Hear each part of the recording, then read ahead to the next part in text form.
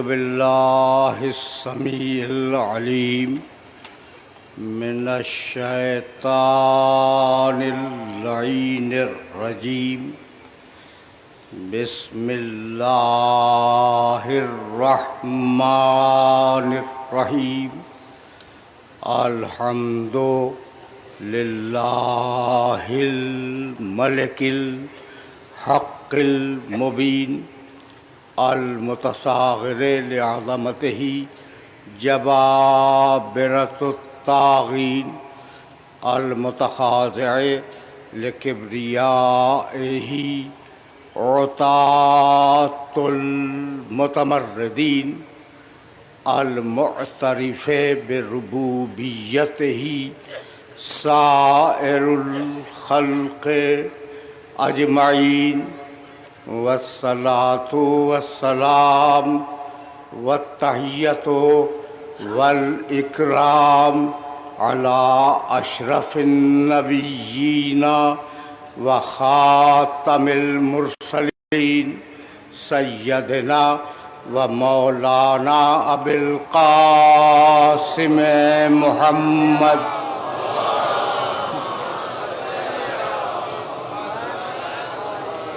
وأہل بیتہ الطیبین الطاہرین المعصومین المظلومین اما بعد فقد قال اللہ سبحانہ وتعالی فی محکم کتابہ المبین بسم اللہ الرحمن الرحیم سبح اسم ربک الاعلی الذی خلق فسوی والذی قدر فہدی والذی اخرج المرعى فجعلہ غثاء احویٰ صلوات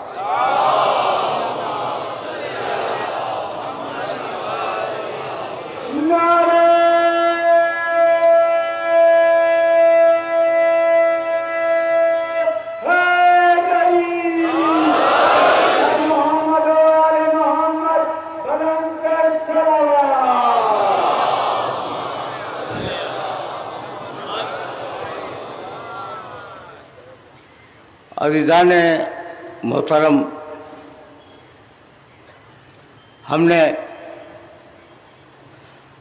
جس موضوع پر گفتگو شروع کی تھی وہ موضوع اپنے 7ویں مرحلے میں داخل ہوا۔ اگر میرے سننے والوں کے ذہن میں محفوظ ہو، اور یقیناً محفوظ ہوگا، تو میں نے کل نفس کا تذکرہ کرتے ہوئے قرآن مجید کی ایک آیہ مبارکہ کی تلاوت کی تھی جو سورہ یاسین میں ہے۔ سبحان الذی خلق الازواج کلہا مما تنبت الارض ومن انفسہم ومما لا یعلمون۔ بابرکت ہے نہیں، بابرکت ہے ترجمہ میں کیوں کروں، سبحان کا لفظ آیا ہے، اور جو آیہ مبارکہ سرنامہ کلام میں ہے وہ ہے سبح، بے عیب ہے، بے عیب ہے۔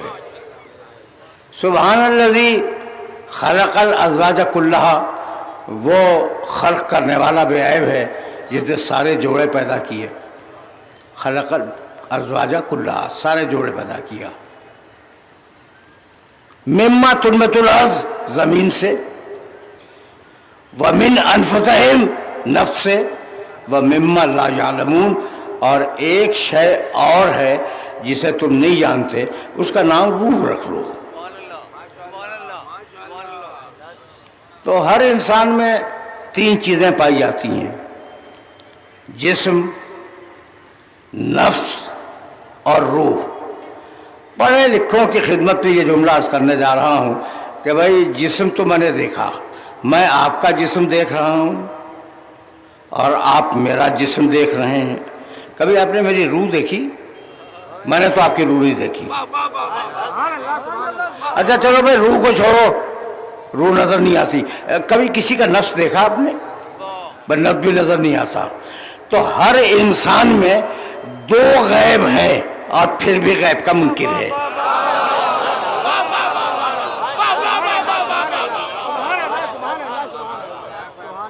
ہے یا نہیں؟ تو وہ موضوع ایسا ہے سبیل الہی کہ میں مجبور ہوں کہ اس موضوع کے دائرے کو نہ توڑوں. اچھا بھائی، تو اب نفس ایک ایسی بنیادی چیز ہے، آرام سے سننا، اور مجھے خوشی ہو رہی ہے کہ خصوصیت کے ساتھ میرا نوجوان طبقہ قرآن مجید کے فہم میں دلچسپی لے رہا ہے. جب آیتیں کھلتی ہیں تو میرے نوجوان دوستوں کے چہروں پہ ایک بشاشت پیدا ہو جاتی ہے. تو اب قرآن نے آواز دی اور وَنَفْسٍ وَمَا سَوَّاهَا فَأَلْهَمَهَا فُجُورَهَا وَتَقْوَاهَا.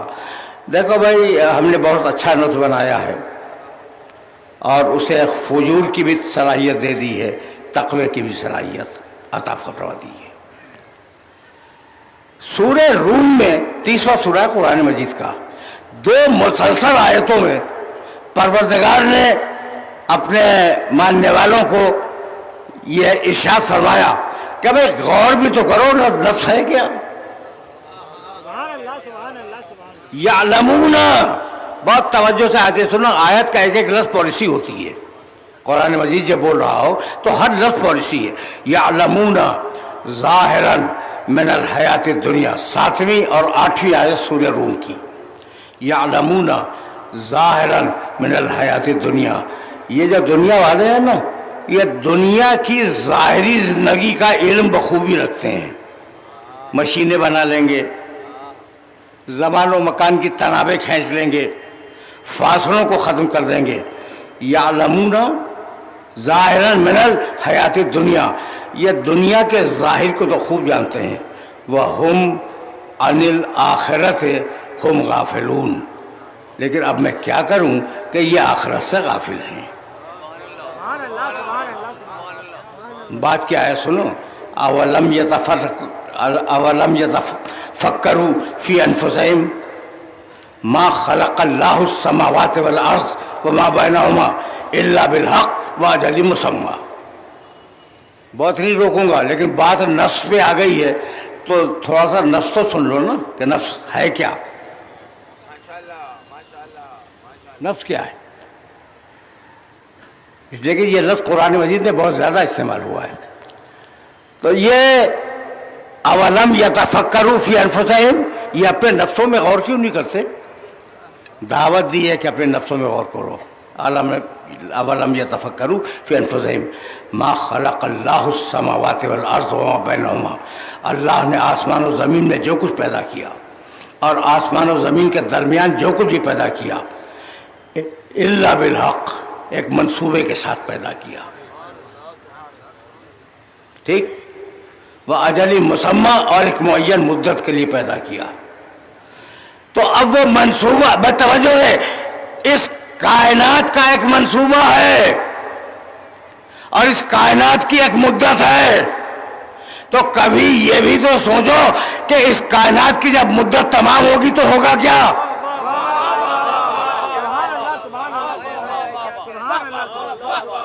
جب اس کائنات کی مدت تمام ہو جائے گی تو ہونے والا کیا ہے؟ کبھی اس پہ بھی تو غور کرو نا. اچھا بھائی، تو اگر یہاں تک میرے ساتھ آ گئے ہو تو اب بہت آہستہ آہستہ میرے ساتھ چلتے رہنا، اس لیے کہ لے جاؤں گا بہت دور تک، بہت دور جانا ہے. اور اب دامن وقت سرکتا جا رہا ہے بہت تیزی کے ساتھ. فجور اور تقوی دونوں نفس کو سکھلا دیے. اچھا بھائی، نہیں تم تو خیر مانتے ہو، اگر مانتے نہ ہوتے تو فرش مجلس پہ کیوں ہوتے؟ بہت لوگ کہتے ہیں کہ بھائی جسے نہ دیکھیں اسے ہم نہیں مانتے. تو اگر اللہ تمہارا ہوگا بھی تو ہم نے تو دیکھا نہیں. بھائی بہت توجہ رکھنا، بہت توجہ رکھنا، اس لیے کہ کچھ کہنا چاہ رہا ہوں. خواب دیکھتے ہو؟ دیکھتے ہو نا؟ دنیا کا کوئی انسان ایسا نہیں ہے جو یہ کہے کہ میں خواب نہیں دیکھتا. کبھی نہ کبھی تو اس نے خواب دیکھا ہوگا. اچھا، خواب میں کبھی خیال کیا تم نے کہ تم لڑ رہے ہو، جھگڑ رہے ہو، تیزی سے باتیں کر رہے ہو، ہاتھ مار دیا کسی کو اٹھا کے پٹک دیا، کھانا کھا لیا خواب میں، پانی پی لیا خواب میں، تو خواب میں بغیر آنکھوں کے دیکھتے ہو، بغیر کانوں کے سنتے ہو، بغیر ہاتھوں کے لڑتے ہو، تو کیا اب بھی خدا کی صفتیں نظر نہیں آئی؟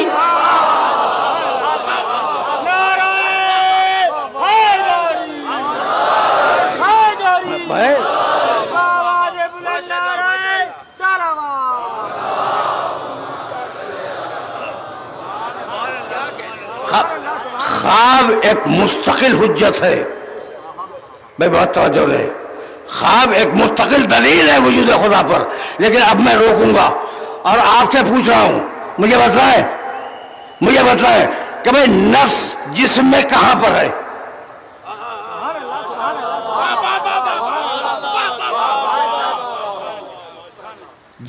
جسم کے اندر نفس کہاں پر ہے؟ اتنا قریب ہے. دیکھو بھائی، سر ہے میرے دماغ سے نزدیک اور پاؤں ہے میرے دماغ سے دور. تو اگر پاؤں کو چوٹ لگے تو دماغ کو بعد میں پتہ چلے، اور سر کو چوٹ لگ جائے تو دماغ کو پہلے پتہ چل جائے.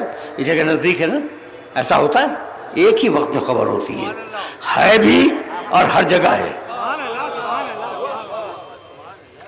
ہے بھی اور ہر جگہ ہے. بے توجہ ہے، اس لیے کہ اس مرحلے فکر سے تمہیں آگے لے جانا چاہ رہا ہوں. اور دیکھو بھائی، موضوع کے تقاضے جب دقیق ہوں گے تو بات تو دقیق ہوگی. یہاں تک آگے میرے ساتھ موضوع مشکل ہے، لیکن آپ نے آسان کر، خواب سے آسان کر. خواب ہی سے نہیں، یہ جو دوسرا جملہ کہا ہے آپ نے توجہ نہیں فرمائی. اب اس جملے کو اور بدل کے کہہ دوں تو سمجھ میں آ جائے گا. اب جملہ بدل دوں. اچھا بھائی، نفس ہے، مجھے پن پوائنٹ کر کے بتائیں کہ کہاں پہ ہے.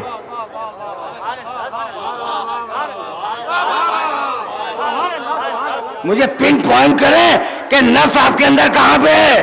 سر میں تو پاؤں میں نہیں ہے. اچھا پاؤں میں تو سر میں نہیں ہے.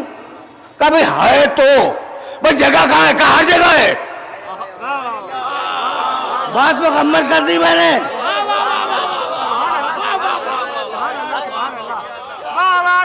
ہر جگہ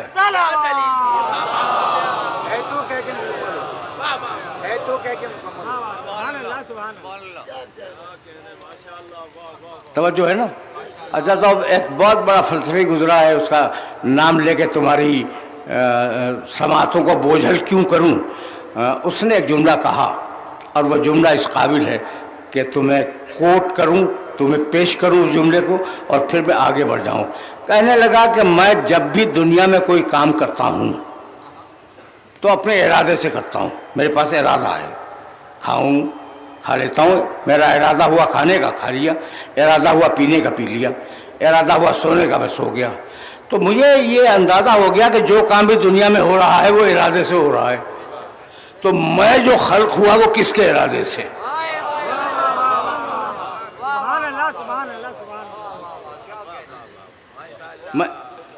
میں جو خلق ہوا وہ کس کے ارادے سے خلق ہوا؟ کہا بھائی ماں باپ کے ارادے سے. کہا پھر وہ کس کے ارادے سے خلق ہوئے؟ کہیں نہ کہیں تو جا کے رکو گے. ایک مرد پر ایک عورت پر، بھائی وہ کس کے ارادے سے خلق ہوئے؟ کہا جس کے ارادے سے خلق ہوئے اسی کا نام اللہ ہے. اب یہ بتاؤ کہ میں بول کہہ رہا تھا. کیا نفس اور کیا روح؟ نفس کی جگہ ہے. میاں اب بھی جگہ اگر نہ معلوم ہوئی تو میں کیا کروں؟ ہر جگہ ہے، کچھ نہیں معلوم کہ کہاں ہے. بھائی یہی خدا ہے کہ ہر جگہ ہے، کچھ نہیں معلوم کہ کہاں ہے. بھائی یہاں تک تو آ گئے ہو نا. اچھا تو اب نفس کے اوپر، اب دیکھو بھائی، اب نفس سے ذرا میں آگے بڑھ رہا ہوں میں، اور اگر یہ بات پہنچ گئی تو میرا مشن اسی مقام سے اور آگے بڑھ جائے گا. نفس ہی وہ چیز ہے جس پر ہدایت آئی. فَأَلْهَمَهَا فُجُورَهَا وَتَقْوَاهَا. ہم نے جب نفس بنایا تو اس میں فسق و فجور کرنے کی صلاحیت بھی رکھ دی اور اس میں تقوی اختیار کرنے کی صلاحیت بھی رکھ دی. تو شیطان گمراہ کرے گا نفس سے، ہادی ہدایت کرے گا نفس کی. لیکن اب ان دونوں میں فرق کیا ہے یہ ذرا تمہاری خدمت میں عرض کر دوں تو بات یہیں سے آگے بڑھ جائے. عجیب بات یہ ہے کہ شیطان جب گمراہ کرتا ہے تو ضمانت نہیں لیتا. اب اپنی زبان سے کہوں مت مانو، میری زبان کو رد کر دو، لیکن اگر قرآن کہے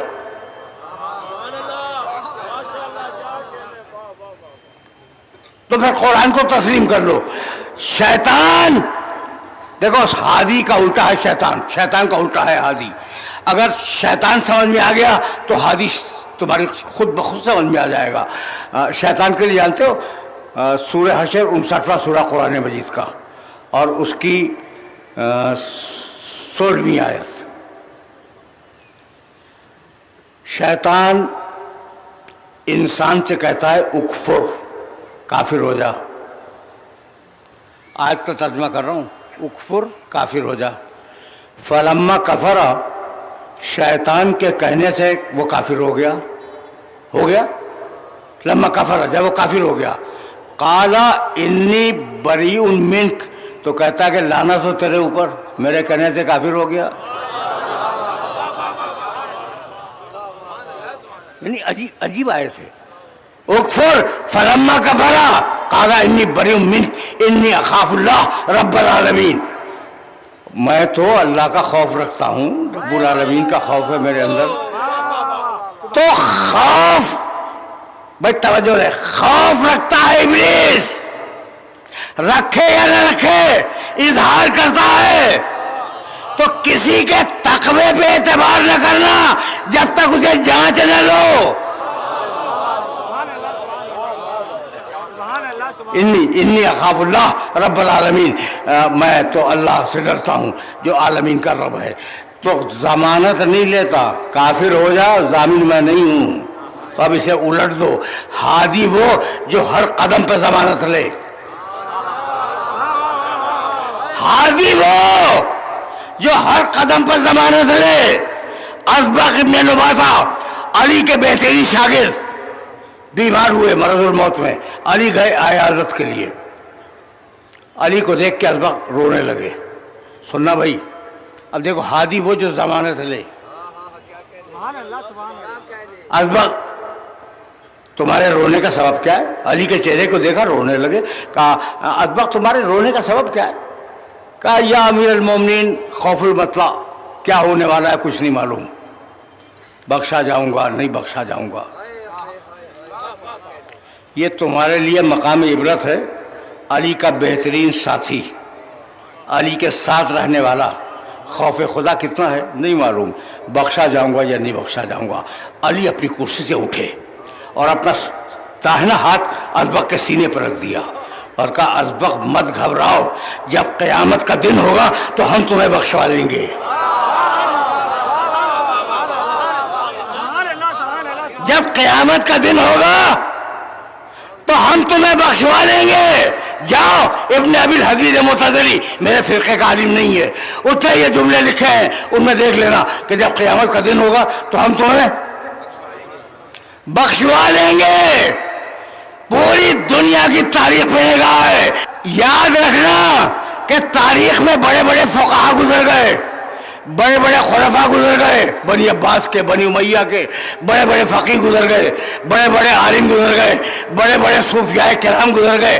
کسی کے منہ سے نہ نکلا کہ ہم بخشوا لیں گے. سلجوقی بادشاہ، ساسانی بادشاہ، مغل بادشاہ، ان کے سارے پیر، ان کی تاریخیں ہمارے سامنے ہیں. کسی نے نہیں کہا کہ مت گھبراؤ ہم تمہیں بخشوا لیں گے، کسی نے نہیں کہا نا. یہ جملہ یاد رکھو گے نا، کسی نے نہیں کہا. ارے بھائی کہے وہ جسے پہلے اپنے بخشے جانے کا یقین ہو.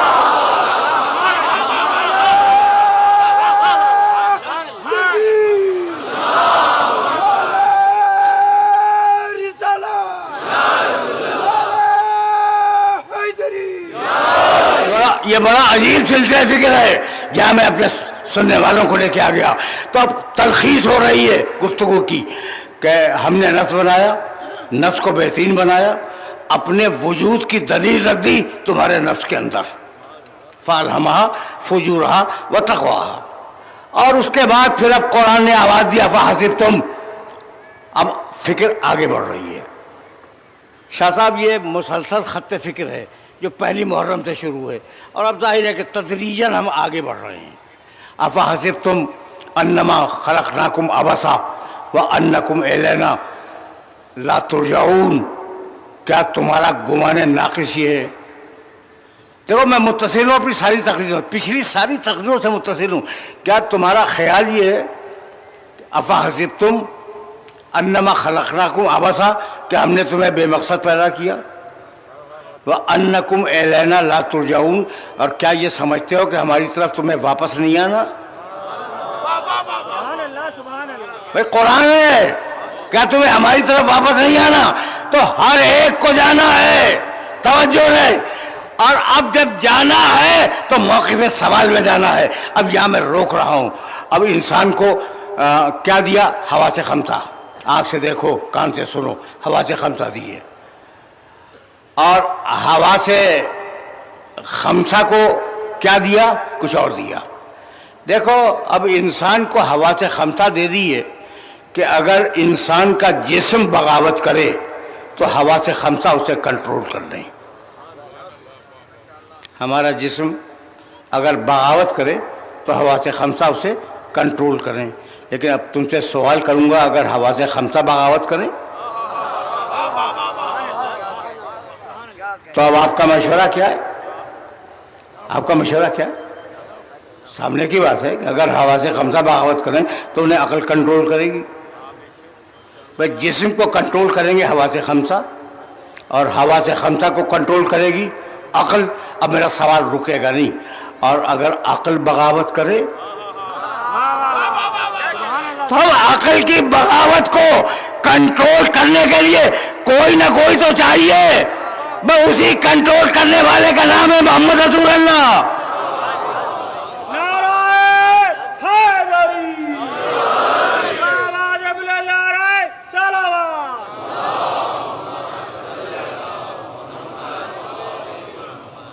اب اسی بغاوت کو کنٹرول کرنے والے کا نام، جب عقل بغاوت کرے تو رسول کے قدموں میں آ جاؤ، اور جب رسول کے قدموں میں آ جاؤ گے بغاوت فروغ ہو جائے گی.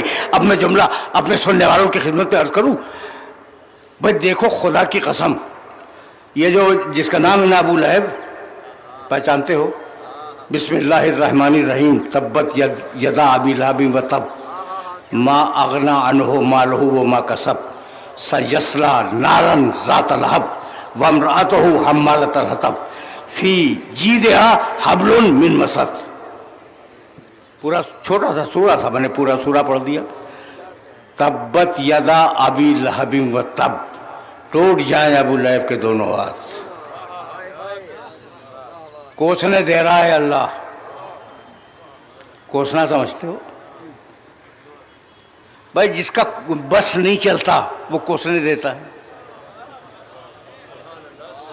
اور اللہ تو علی کل شیء قدیر ہے.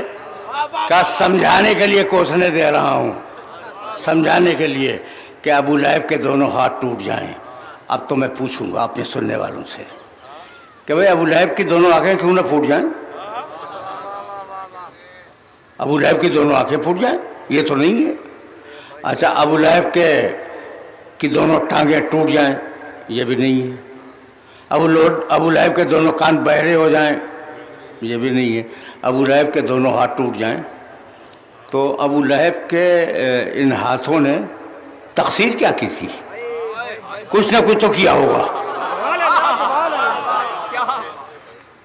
ابو لہب کے ان ہاتھوں نے کچھ نہ کچھ تو کیا ہوگا. بتلاؤں بھائی، عجیب مرحلہ فکر ہے، عجیب مرحلہ فکر ہے. بتلاؤں جب پیغمبر اکرم نے ذوالعشیرہ کے پہلے اعلان میں کہا کہ مجھے رسول مان لو تو اس نے رسول کو مارنے کے لیے ہاتھ اٹھایا. بہت توجہ رہے. اور یہ تو ایک واقعہ ہوا. ابو طالب نے ڈانٹ کر روک دیا تھا، ہاتھ نیچے کر ورنہ تیرا ہاتھ توڑ دوں گا، تاریخ میں۔ اب سگا چچا وہ بھی ہے، ایک ماں باپ سے عبداللہ، ابو طالب اور ابو لہب، ٹھیک ہے نا، سگا چچا یہ بھی ہے۔ اب یہ دو سگے چچا سامنے آ گئے تمہارے۔ اچھا، تو جانتے ہو کیا کرتا تھا؟ جب پیغمبر اکرم حج کے موقع پر، جاہلیت کا حج، تبلیغ وحدانیت کے لیے مکے کی گلیوں سے گزرتے تھے تو ابو لہب جھولیوں میں پتھر رکھ کر پیچھے چلتا تھا رسول کے اور ان کی پنڈلیوں کو مارتا تھا تاکہ اتنی زخمی ہو جائیں کہ رسول تبلیغ کے لیے دوسرے دن نہ نکل سکیں۔ کیا کیا اس نے؟ رسول کی پنڈلیاں زخمی کی۔ بھئی یہی تو ہے، رسول کی پنڈلیاں زخمی کی۔ جس میں رسول پر حملہ کیا ابو لہب نے، اللہ برداشت نہ کر سکا۔ تو اگر کوئی نفس رسول پہ حملہ کرے،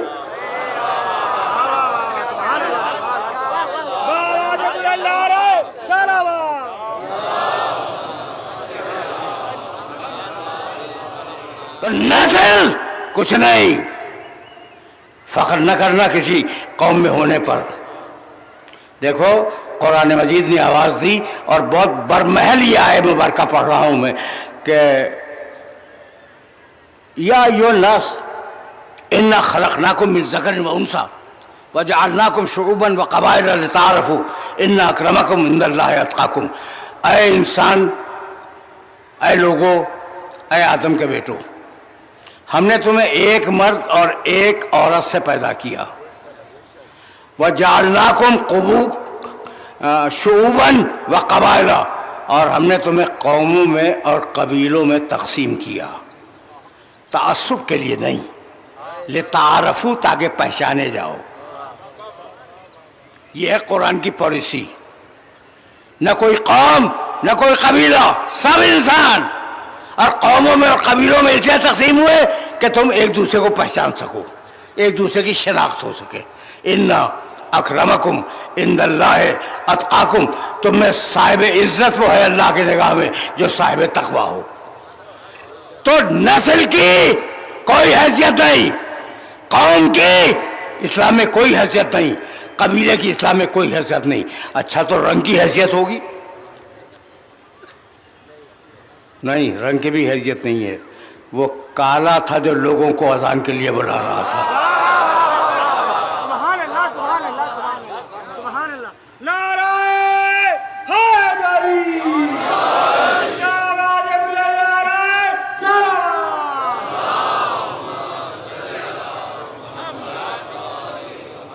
حضرت بلال رضی اللہ تعالیٰ عنہ کالے تھے، اور اگر میں یہ جملہ کہوں تو برا نہ ماننا، چونکہ تاریخ میں لکھا ہے کہ چہرے سے بدبو آتی تھی، جسم سے بدبو آتی تھی، رنگ کالا، جسم سے بدبو آ رہی ہے، اور جب کہتا ہے اشہد ان لا الہ الا اللہ تو اس کا زبان سے نکلتا اشہد ان لا الہ الا اللہ۔ یہ عجیب بات ہے نا؟ اور وہ ہے رسول کا مؤذن۔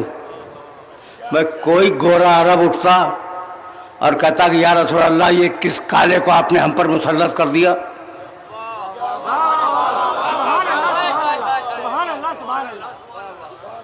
لیکن کتنے اچھے تھے لوگ تھے اس زمانے کے، کتنے پیارے لوگ تھے کہ کسی نے بھی چیلنج نہیں کیا رسول کو۔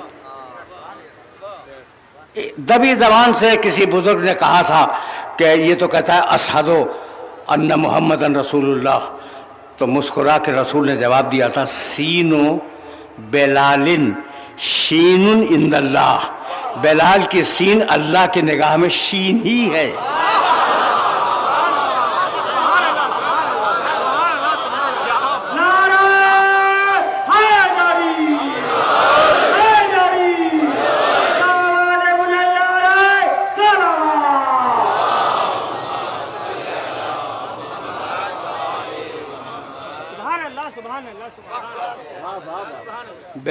بلال کی سین اللہ کی نگاہ میں شین ہی ہے۔ تو اب رسول نے اسے گلدستہ اذان پہ کھڑا کر دیا. میں تو تاریخ دیکھ دیکھ کے تھک گیا، اور شاید یہ کہنا غلط نہیں ہوگا کہ میرے پاس ایسی کوئی اہم تاریخ نہیں ہے جو میری لائبریری میں موجود نہ ہو. ایک ایک دیکھی، کسی کا اعتراض نہ ملا کہ یا رسول اللہ اسے ہٹا دیجئے، ہم گورے اور خاندانی عربوں میں سے کسی کو مؤذن بنا دیں. اس لیے کہ اتنے شریف لوگ تھے کہ وہ جانتے تھے کہ جسے رسول گلدستہ اذان پہ کھڑا کر دے، جسے رسول گلدستہ اذان پہ کھڑا کر دے اسے کوئی اتار نہیں سکتا. تو جسے رسول گلدستہ اذان پہ کھڑا کر دے اسے تو اتار نہ سکو، اور جسے رسول منبر کے خطیب پہ بٹھا کے جائے. بس میرے عزیزو، میرے دوستو، دامن وقت کوتاہ ہوتا جا رہا ہے، اور اب میرے پاس اتنا وقت نہیں ہے، مسائل بہت زیادہ ہیں. اب یہاں رک جاؤ. تو نسل کی کوئی اہمیت نہیں اسلام میں، کوئی نہیں ہے نا. ابو لہب کا حشر دیکھ لیا تم نے. رنگ کی کوئی حیثیت نہیں ہے. پیشہ یہ موچی ہے، تمہاری نگاہ میں کیسا بے عزت پیشہ ہے، حالانکہ وہ صنعت کر رہا ہے. بھائی بہت توجہ رہے، سبحان اللہ. کسی پیشے کو عیب کی نگاہ سے نہ دیکھنا. ہر پیشہ تمہارے لیے ضروری ہے، ٹھیک ہے نا. اب میں عرض کروں، دنیا میں وسائل معیشت 4 ہیں: صنعت، تجارت، اور بتاؤ، زراعت، محنت. اور ہم تو محنت ہی کر کے کماتے ہیں نا، یعنی اب تو محنت کا دور ہے، لیکن فی الحال محنت کو چھوڑ دو. صنعت، تجارت، زراعت، اور ان تینوں پیشوں کو تم حقیر سمجھتے ہو. بری بات ہے، ان کی عزت کیا کرو. یہ پیشے اگر نہ ہو تو بھوکے مر جاؤ. سبحان اللہ. سبحان اللہ. یہ پیشے اگر نہ ہو تو تمہیں پہننے کے لیے جوتے نصیب نہ ہوں. ان پیشوں کا احترام کرو. اب میں جوتا بنانا یہ صنعت ہے، کھیتی باڑی کرنا یہ زراعت ہے، خرید و فروخت کرنا یہ تجارت ہے. تو اب عرض کروں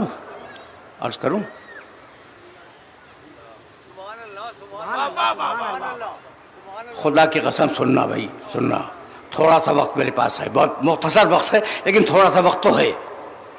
اور قرآن کا پڑھنا بھی ثواب ہے، سننا بھی ثواب ہے.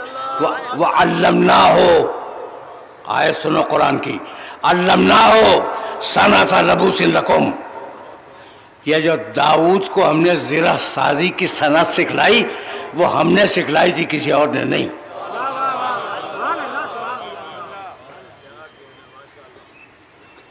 صنعت سکھلانے والا اللہ.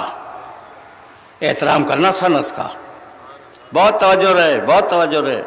احترام کرنا صنعت کا. اچھا اب زراعت بتلاؤں. سورہ واقعہ. اَأَنْتُمْ تَزْرَعُونَهُ أَمْ نَحْنُ الزَّارِعُونَ. تم کس غلط فہمی میں مبتلا ہو؟ کھیتی ہم کرتے ہیں، کھیتی تم تھوڑی کرتے ہو. صنعت کرے اللہ، زراعت کرے اللہ، اپنی طرف منسوخ کر رہا ہے. یہ عجیب مرحلے فکر ہے. اور اب بچی تجارت. حل ادلکم، تینوں مقامات کی آیتیں پڑھ رہا ہوں. حل ادلکم علی تجارت تنجیکم من عذاب علیم. ہم بتائیں ایک ایسی تجارت تمہیں بتلا دیں یہ تمہیں عذاب سے بچا لے. بہت توجہ رکھنا. ہم تمہیں ایسی تجارت بتلا دیں جو عذاب سے بچا لے. بھائی اپنے نفس کو دے دو، ہماری مرضی خرید لو.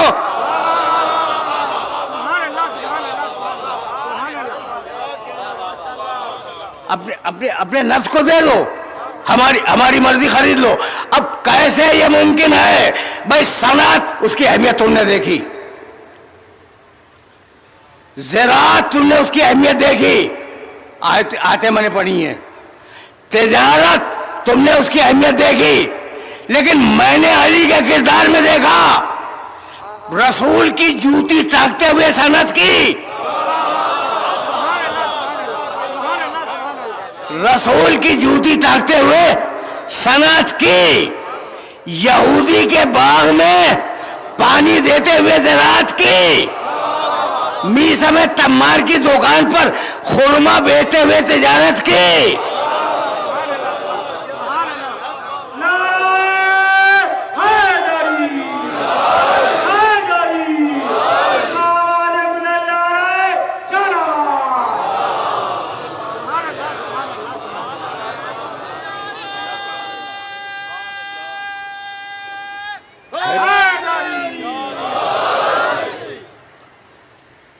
سن لیا تم نے؟ لیکن نہیں بھائی، اب جملہ تو اب کہوں گا۔ آج میں ڈفرینٹ موڈ میں بول رہا ہوں نا، محسوس بھی کر رہے ہو تھوڑا سا آج موڈ میرا ڈفرینٹ ہے، اور میں نے کہا بھائی موضوع کو جسٹیفائی ہونا ہے اور اب وقت باقی نہیں رہا تو تیزی سے گزر جاؤ ان مرحلوں سے۔ تو اب علی نے یہودی کے باغ میں پانی دیا، ٹھیک ہے نا، زراعت کی، میرے نبی کی جوتیاں ٹانکی، صنعت کی، میسم تمار کی دکان پر، میسم کسی کام سے چلے گئے تھے، بیٹھ گئے، تجارت کی۔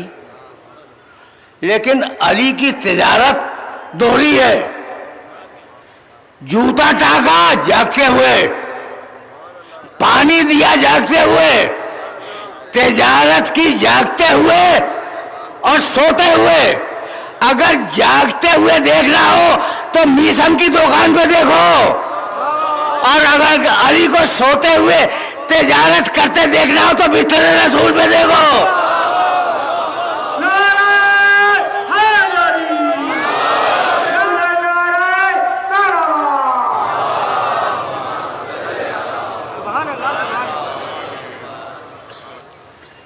یا بھائی اب یہ جملہ، اب میں بہت پچھلی پرانی تقریر سے متصل ہو رہا ہوں اس مقام کے اوپر۔ ایوکم، بھائی سویا تھا نا، اور اس نے علی نے بستر پر کوئی تجارت کی تھی سوتے ہوئے، اور اس آیت تک میں آ گیا، کہنے لگے رسول کہ مجھ پر وحی آئی ہے کہ آج کی رات سارے کفار عرب مل کر میرے اوپر حملہ کریں گے، اور ہر قبیلے کا ایک آدمی تلوار مارے گا تاکہ ایک قبیلے پہ الزام نہ آئے، تو میں ہجرت کر رہا ہوں۔ ایکم ابھی تو علی فراشی، تم میں سے ہے کوئی آج کی رات میرے بستر پہ سو جانے والا؟ سب سے کہا تھا، سب سے کہا تھا۔ اچھا، اب جو بھی نتیجہ نکلا ہو، جواب جب نہ ملا تو میرے نبی نے علی کو دیکھا، علی کچھ کہنے کے لیے بےتاب تھے۔ کہا یا علی کیا کہنا چاہتے ہو؟ ہاتھ جوڑے، کہا یا رسول اللہ اگر میں آپ کے بستر پہ سو جاؤں تو کیا آپ کی جان بچ جائے گی؟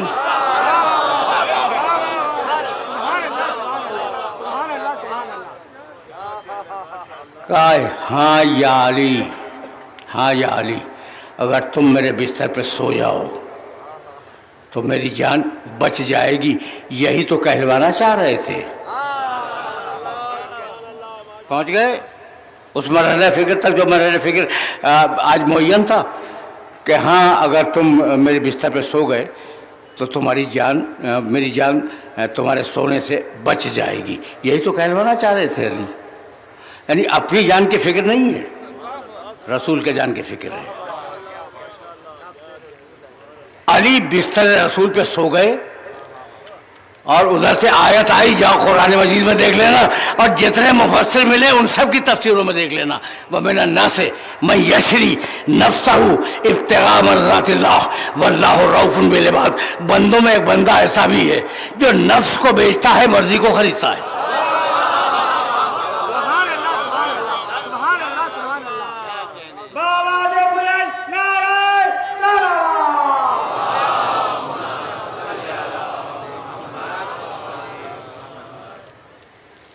تم نے سن لیا لیکن ابھی میرے پاس 10 دقیقے ہیں اور انہی دقیقوں میں فضائل اور مصائب دونوں ہیں. اب تمہاری جان ابھی نہیں چھوڑوں گا. بھائی توجہ رہے، تم نے ایک آیت سنی ہوگی اور اس آیت سے بڑے مانوس بھی ہو. قل جاء الحق وزهق الباطل ان الباطل کان زہوقا. کہہ دو کہ حق آ گیا، باطل بھاگ گیا. اور باطل کا تو مزاج ہی یہ ہے کہ جہاں جائے وہاں سے بھاگ جائے. آیت ہے. مجھے کبھی کبھی معاف کر دیا کرو اگر آف دا ریکارڈ بولوں. مجھے کبھی معاف کر دیا کرو. ابھی آف دا ریکارڈ میں کیوں کہہ رہا ہوں؟ میاں آیت کیا کہہ رہی ہے؟ حق آ گیا، باطل بھاگ گیا نا. باطل بھاگ گیا. شب ہجرت کیا ہوا کہ پیغمبر اکرم آیت لے کے آئے کہ حق آ گیا، حق آ گیا، باطل بھاگ گیا. اور ہم نے شب ہجرت دیکھا کہ حق اندھیری رات میں نکل گیا اور باطل رات بھر کھڑا رہا. تو یہ ہجرت ہے یا فرار؟ تو اب جملہ سننا اور اس جملے کی قدر کرنا. اگر جانے والا حق اپنے بعد والے حق کو اپنے بستر پہ سلا کے نہ جاتا تو ہجرت ہوتی، فرار ہوتا.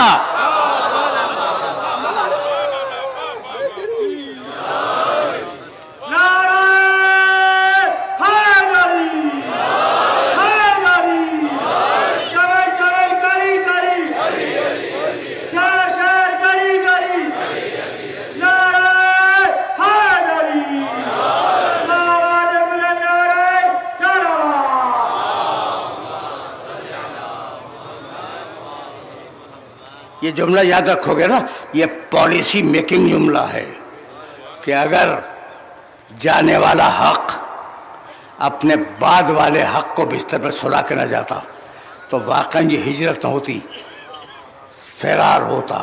لیکن اب میں کیسے عرض کروں؟ اب میرا رسول ایک غار میں پوشیدہ ہے، میرا علی بستر پر ہے، رسول کے بستر پر ہے یا نہیں ہے؟ میں نے ایک جملہ کہا تھا اور آج اس جملے کی تکمیل کر دوں تاکہ آج بات مکمل ہو جائے اور میں چلا جاؤں مسائل کی طرف. میرے پاس اب 6 دقیقے رہ گئے کل اور ان 6 دقیقوں میں بات کو مکمل ہو جانا ہے. بات کو سننا، بات سننا. دیکھو بھائی، رسول کے بستر پہ علی سو رہے ہیں، ٹھیک. حضرت ام حبیبہ رضی اللہ تعالی عنہ کو تم لوگ پہچانتے ہو، رسول کی زوجہ ہیں اور جناب ابو سفیان کی بیٹی ہیں. جناب ابو سفیان مسلمان اس وقت نہیں ہوئے تھے، ظاہری طور پر بھی ضرورت تھی جملے کی کہ ظاہری طور پہ بھی مسلمان نہیں ہوئے تھے، لیکن بیٹی تو بیٹی ہے نا. بیٹی سے ملنے مدینے آ گئے. رسول کا بستر بچھا ہوا تھا، انہوں نے لپیٹ کے رکھ دیا. اب باپ کے لیے تو بستر کھول دینا چاہیے، انہوں نے لپیٹ کے رکھ دیا. ٹھیک ہے نا. حضرت ابو سفیان کو برا لگا، کہا بیٹی تو نے بستر لپیٹ دیا؟ کہا بابا یہ ہے میرے نبی کا بستر، یہ ہے میرے نبی کا بستر، اس پہ نااہل نہیں بیٹھ سکتا. آخری جملوں سے قریب ہو گیا ام المومنین کا فیصلہ کہ نااہل رسول کے بستر پر بیٹھ نہیں سکتا. بستر ہے ذاتی کام کے لیے، ممبر ہے سرکاری کام کے لیے. جب بستر پہ نہ بیٹھ سکے تو ممبر پہ نااہل کیسے بیٹھ جائے گا؟ بس میرے عزیزو، میرے دوستو، گفتگو اس مرحلے پر اختتام پذیر ہو گئی. 13 برس کا بچہ، آج قاسم کا ماتم ہے نا، محرم کی 7ویں تاریخ ہے، تو 4 یا 5 جملے سن لو اور مجھے اجازت دے دو. 13 برس کا بچہ، چھوٹا سا بچہ. 13 برس کی عمری کیا ہوتی ہے؟ جب حسن مجتبیٰ امام حسن علیہ السلام دنیا سے جا رہے تھے تو قاسم جھولے میں تھے.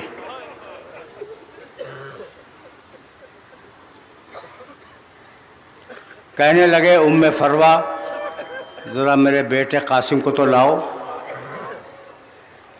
قاسم آئے، سینے پہ لٹا دیے گئے قاسم، کافی دیر تک بچے کو پیار کرتے رہے، پھر اپنے تکیے کے نیچے سے ایک تعویذ نکالا